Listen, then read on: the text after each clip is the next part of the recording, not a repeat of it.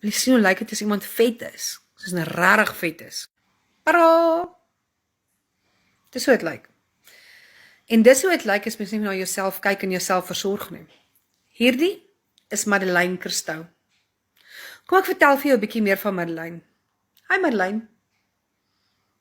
Dit is die vetnooi Madeleine. Dit is die gedeelte van haar lewe waar sy in vasgevang was, wat sy ongesond geëet het, wat sy na haarself gekyk en haar selfwaarde verloor het. En dis oké, want baie vrouens, dit gaan daardeur.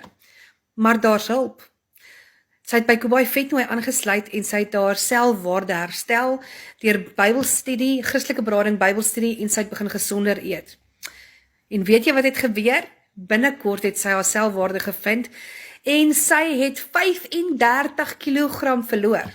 Nou, weet jy wat gebeur as jy jou vetnooi versmoor en verloor? En jy sê Kobai Vetnooi, die volgende gebeur. Tada! Kyk hoe mooi lyk Madeleine vandag en het is amazing. Sy is amazing en sy hou haar gewig af. Dis nou al, ek dink 'n jaar of 2 wat sy haar gewig konstant hou. Ek dink 'n jaar wat sy haar konstant gewig afhou.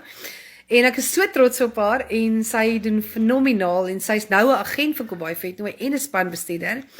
En Madeleine kan jou lei en jou mentor, so sy my mentor. So as jy wil aansluit by Kobai Vetnooi, kontak vir Madeleine. Sy is amazing, sy is pragtig, sy is mooi en Madeleine, as jy hierdie video sien, wil ek vir jou sê, jy is 'n ware inspirasie van 'n ware toonbeeld van hoe 'n Christelike vrou moet optree en lyk. En ek is trots op jou en ek weet dit was nie altyd maklik nie en het baie trane in jou koffiebeker geval, maar jy het dit reg gekry en ek is trots op jou. En ek is baie bly dat jy gesê het Kobai Vetnooi, want nou is jy reg om ander vrouens ook te lei na God se lig toe. So ek is trots op jou en dit is tyd dat jy feesvier.